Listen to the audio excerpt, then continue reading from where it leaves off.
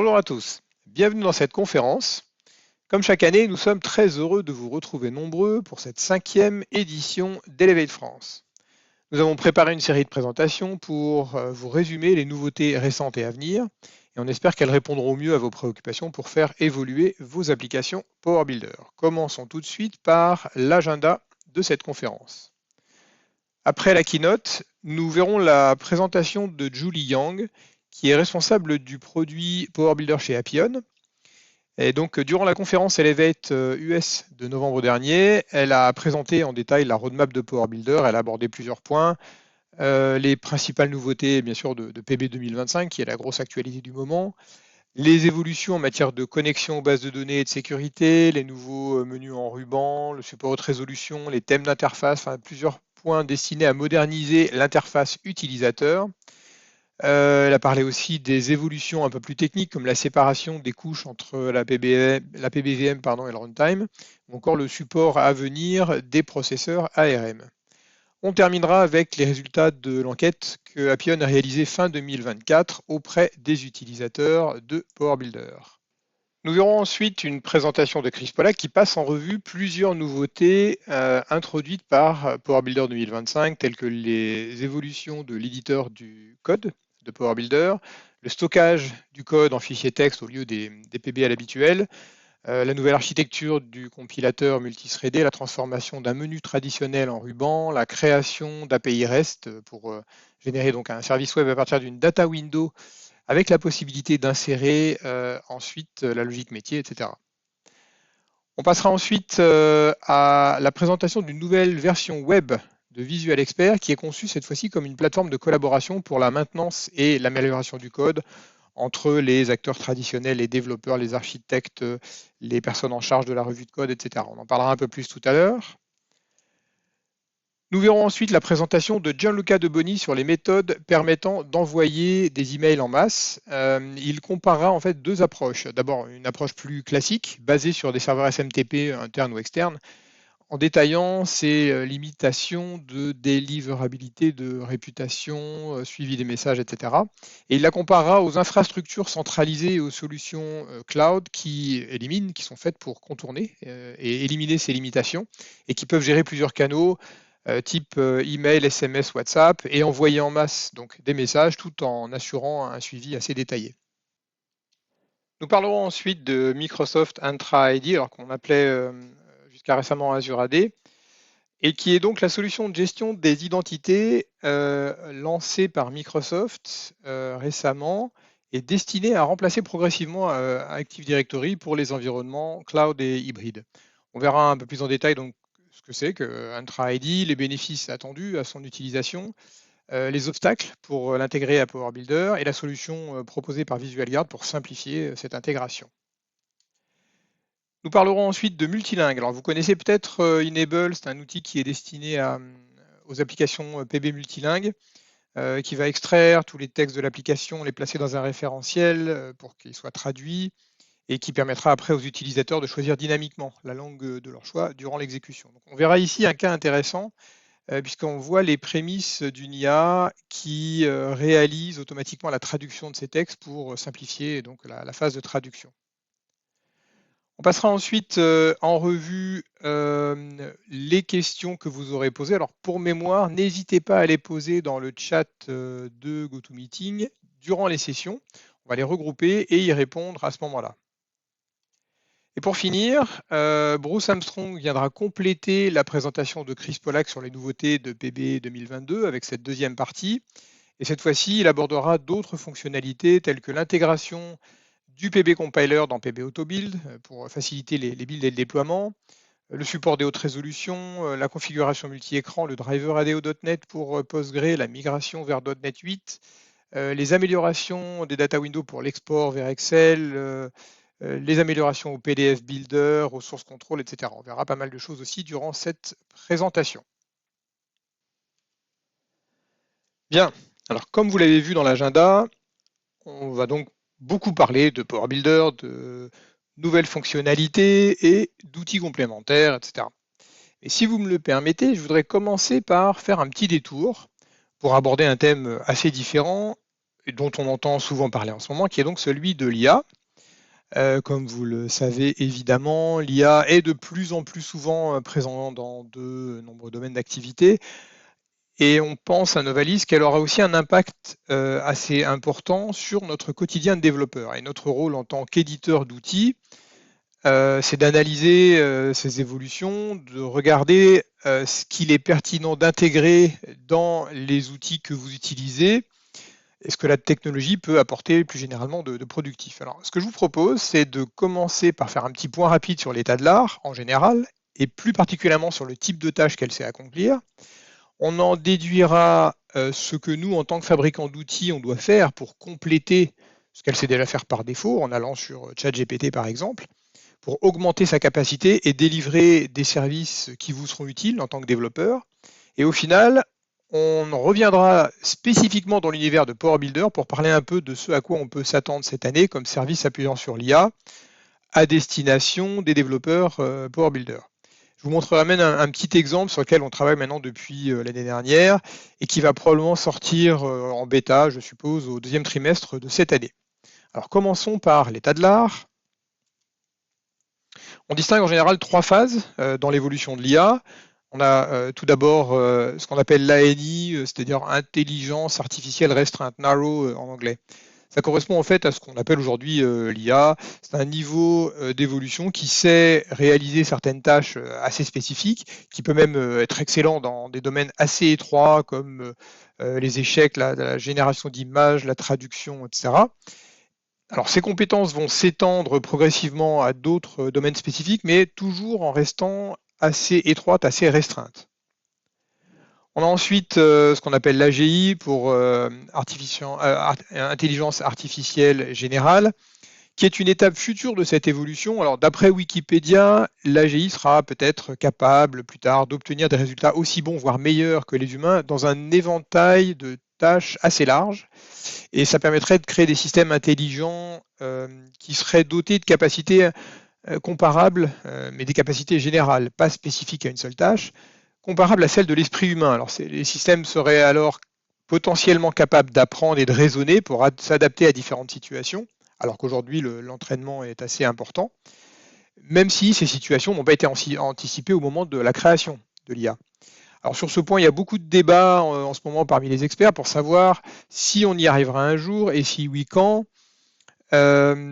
En sachant, pour être honnête, que ceux qui affirment que ça sera possible sont à peu près tous des dirigeants de start-up qui cherchent à lever des fonds, à convaincre leurs investisseurs pour se développer, et donc qui n'ont pas forcément un point de vue impartial. Donc il y a quand même beaucoup de questions sur l'AGI. Et l'ASI, donc pour intelligence artificielle supérieure, donc là, on est un peu dans le domaine de la science-fiction. Elle serait douée d'une conscience potentiellement, elle serait meilleure que les hommes dans à peu près tous les domaines. Donc là, on est vraiment effectivement dans la science-fiction et personne, concrètement personne aujourd'hui, se risque à spéculer sur le fait que ça pourrait exister un jour ou pas. Alors revenons à nos moutons. On parle donc aujourd'hui, et à mon avis encore pour un bon moment, d'IA compétente pour certaines tâches spécifiques, c'est-à-dire l'ANI. Et donc, on va aller un peu plus loin pour voir les forces et les limitations de l'ANI pour en déduire ce que l'on pourra attendre dans notre domaine d'activité à court terme.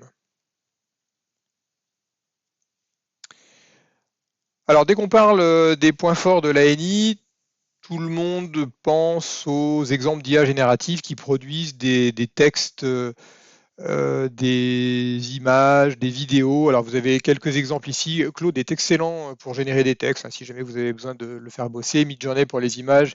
Et récemment, Google VO2, je vous montrerai un petit exemple rapide, génère des vidéos assez stupéfiantes. On parle aussi depuis quelques mois, là c'était encore un peu plus récent, de Reasoning AI, donc des IA capables de raisonnement, qui prennent le temps de réfléchir avant de répondre aux questions. Donc, elles sont des étapes où elles se posent des questions elles-mêmes, elles analysent. Ça prend un peu plus de temps, mais ça améliore considérablement leur capacité à résoudre des problèmes complexes, et en particulier dans les matières scientifiques et mathématiques. Je vous ai mis là 2 liens, mais que vous pourrez retrouver facilement. D'ailleurs, on va vous envoyer après la conférence, parce qu'il y a pas mal de liens, si jamais vous avez une curiosité par rapport à l'IA, il y a pas mal de liens que j'ai insérés dans ce slideshow, que vous pourrez consulter. On va vous l'envoyer après cette conférence.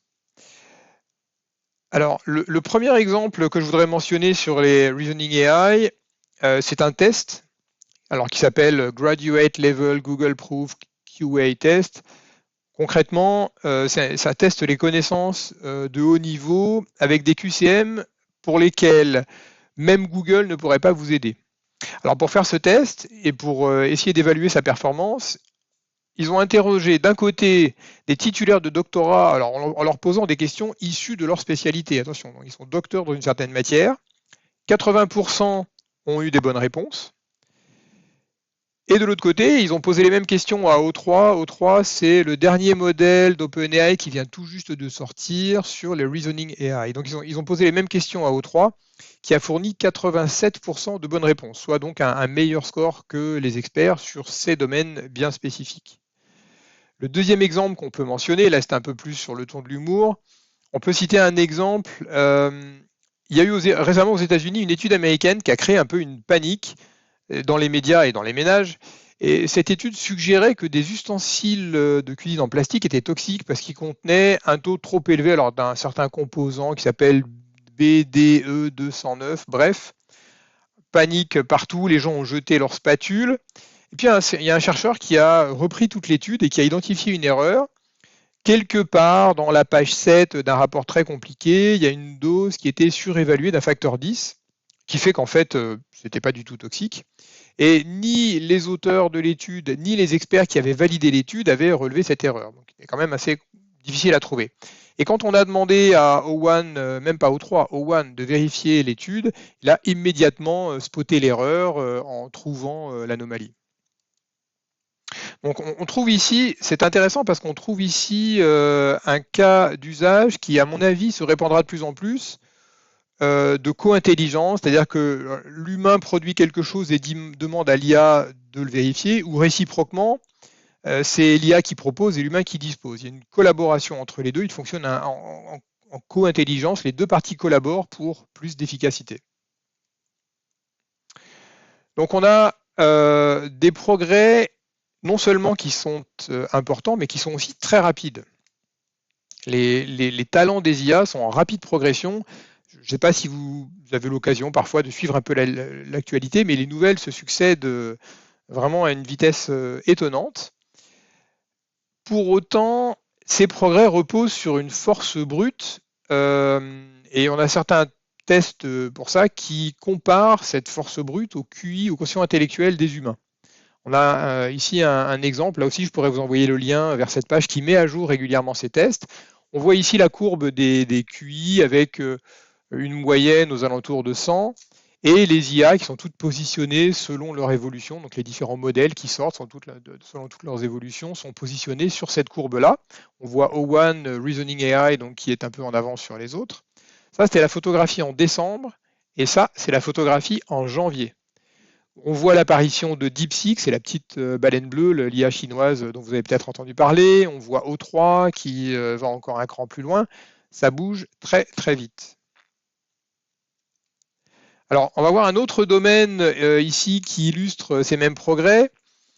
Là, c'est là aussi un petit peu plus sur le ton de l'humour, mais c'est assez représentatif aussi. Il y a 18 mois, si on proposait un thème à une IA, on lui dit génère-moi un visuel sur le thème d'une loutre qui est dans un avion et qui utilise le Wi-Fi. Alors, l'IA générait ça, bon, ce qui est franchement pas terrible. Alors, on arrive à peu près à reconnaître une loutre, pour le reste, c'est pas terrible. Et voici maintenant ce que génère le modèle VO2 de Google. Alors, c'est assez impressionnant, c'est assez récent. Et il a suffi de 15 minutes de travail pour produire cette vidéo. Et donc, si vous voyez la qualité des ombres, de la lumière, c'est vraiment très impressionnant. Et vous verrez aussi la façon dont la loutre ouvre l'ordinateur à la fin. Et entre la première image que je vous ai montrée et cette vidéo, et se sont écoulés seulement 18 mois, pour vous montrer la rapidité de progression de la technologie. Alors pour autant, cette force brute ne suffit pas. En fait, l'IA ne sait pas, par exemple, innover ou développer toute seule les nouvelles aptitudes. Elle doit, au préalable, avoir été entraînée. pour vous donner des exemples simples, hein, jusqu'à une date récente, ChatGPT vous expliquait que les œufs d'éléphant sont évidemment plus gros que les œufs de poule parce que les éléphants sont plus gros que les poules. Il ne savait pas non plus compter correctement le nombre de R qu'il y avait dans le mot strawberry. Alors, il répond maintenant correctement à ces questions, mais non pas parce que ses capacités cognitives lui permettent de mieux raisonner, mais simplement parce qu'on l'a mieux entraîné. Alors, il y a un test qui s'appelle ARC AGI qui montre bien cette limitation. Il s'agit d'un test d'intelligence qui est conçu pour être facile pour les humains et difficile pour les IA. Alors, on voit typiquement dans le test de gauche ici, entre la première et la deuxième figure, on voit que la case qui est entourée doit être remplie de jaune et c'est la même chose à droite. Et la plupart des IA échouaient, seul O3, donc la toute dernière version qui réfléchit d'OpenAI, s'en sort avec un score honorable.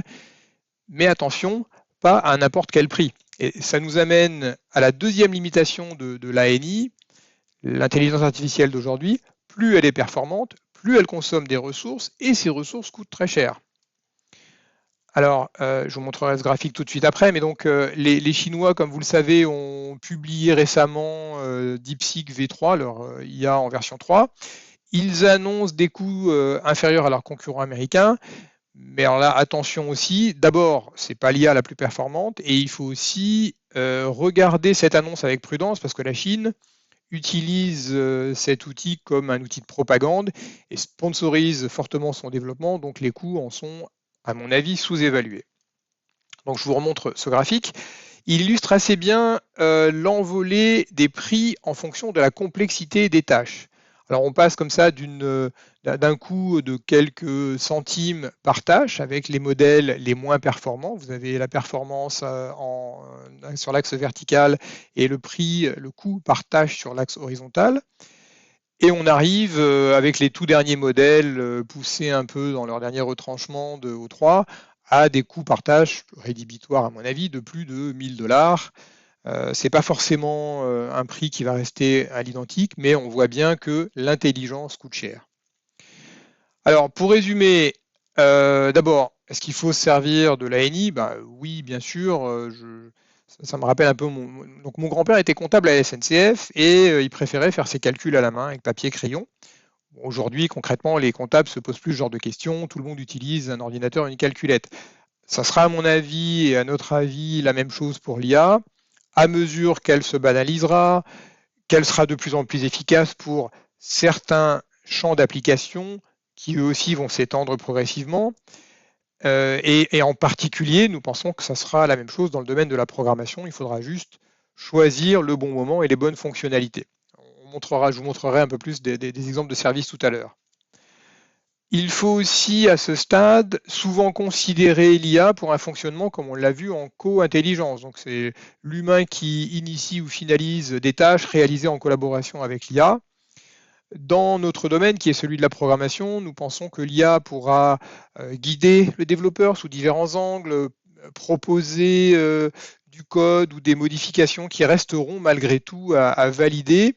Elle pourra éventuellement aussi automatiser des tâches très simples, mais on n'a aucun doute sur le fait que les développeurs, de façon générale, et pour Power Builder en particulier, resteront indispensables évidemment à la maintenance des applications. C'est juste qu'ils gagneront un petit peu plus de temps et de productivité comme les comptables qui existent toujours, mais simplement ils vont un peu plus vite pour faire certaines tâches avec leur calculette.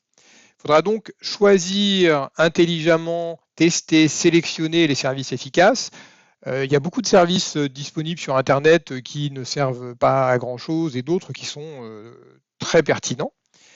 Et donc, il faudra choisir ceux qui sont capables de tenir leurs promesses, d'une part, au juste prix, d'autre part, parce qu'il faudra là aussi choisir le bon ratio coût-performance. La plupart des tâches sont en fait assez simples pour les modèles et accessibles pour les modèles les moins coûteux. Donc, ça serait dommage de payer des ressources superflues et un prix inutile. Là aussi, il faut un petit peu tester et tâtonner. Alors concrètement, à quoi peut-on s'attendre concernant Power Builder? D'abord, il faut savoir que la base de connaissances par défaut disponible avec les IA pour Power Builder est moins développée que pour d'autres langages. Il y a juste moins de matière disponible sur Internet pour qu'elles puissent s'entraîner et elles ont besoin de masse d'informations colossales pour pouvoir s'entraîner. Et donc, en tant qu'éditeur d'outils, nous devons de notre côté réaliser un travail préalable pour éduquer l'IA, pour monter son niveau de jeu, sa maîtrise de Power Builder, avant de pouvoir attendre d'elle qu'elle accomplisse certaines tâches au niveau attendu. Ensuite, nous croyons à ce stade plutôt à une synergie, c'est-à-dire à une utilisation conjointe d'outils de développement et de nouveaux services d'IA, dans laquelle l'IA va venir en quelque sorte augmenter les fonctionnalités ou la productivité des outils, plutôt qu'à des services d'IA seuls. Et donc on travaille actuellement à des services qui vont donc s'intégrer ou compléter des outils plutôt qu'à la création de services totalement indépendants. Donc, à quoi s'attendre pour 2025 ? On a publié en fin d'année dernière un article sur le thème en général de l'IA en mentionnant des exemples de ce qui pourrait un jour être fait. Et bien là aussi, les choses avancent assez vite. En ce qui concerne la localisation, on en verra un petit exemple dès aujourd'hui. En tout cas au moins sur le papier, parce que ça va venir très bientôt avec Enable, et les autres cases, typiquement pour commenter du code, expliquer, fixer des problèmes ou optimiser le code, sont déjà dans le labo en train de tourner à des étapes préliminaires. Certains de ces blocs seront disponibles en bêta dès le deuxième trimestre de cette année. Je vais vous en montrer quelques exemples rapidement. Vous allez voir, le niveau de jeu doit être encore monté, on doit encore améliorer l'entraînement et la qualité, mais on commence à voir quelque chose d'intéressant apparaître. Donc ce qu'on voit ici, c'est la version web de Visual Expert, dont on parlera un petit peu plus tard tout à l'heure, en tant que plateforme collaborative pour la maintenance des applications.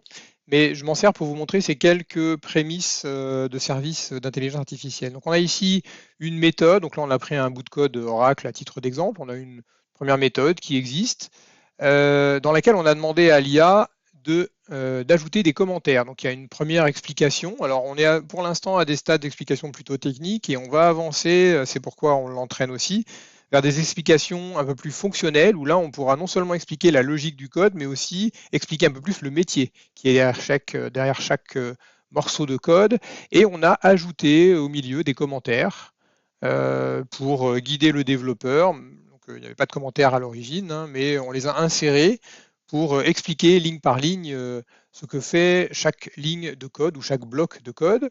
On a ici un autre exemple où on a une règle qui explique un problème à résoudre. En l'occurrence, dans les cases, il faut utiliser, dans certains cas de code où il faut plutôt utiliser un case plutôt qu'un decode. Ça, c'est la méthode initiale où on voit les zones dans lesquelles le décode apparaît. Et voilà une suggestion dans laquelle on a à remplacer les décodes par des cases. Alors là aussi, on parle bien de co-intelligence. Il s'agit de prendre ça comme une suggestion. Le développeur va regarder si c'est satisfaisant ou pas avant éventuellement de l'utiliser en réalité. Dernier exemple, on a ici une méthode que l'on a cherché à optimiser. Donc là, l'IA va prendre plusieurs points, les expliquer et fournir la méthode avec optimisation. Et d'ailleurs, puisque les IA sont multilingues, on peut faire exactement le même exercice, mais à peu près dans toutes les langues. On peut lui demander choisir la langue que l'on souhaite. On a des clients japonais qui vont s'en servir prochainement. Et travailler comme ça dans la langue du développeur et pas forcément dans la langue de l'éditeur de logiciel. Bien, nous en avons terminé par ce petit détour dans le monde de l'IA. Il me semblait intéressant et utile de vous le mentionner, ne serait-ce que pour que vous soyez au courant de ce qui pourrait être disponible prochainement et que vous puissiez commencer à jouer un petit peu avec si vous le souhaitez. Je laisse la conférence reprendre son chemin avec la présentation suivante. Merci à tous.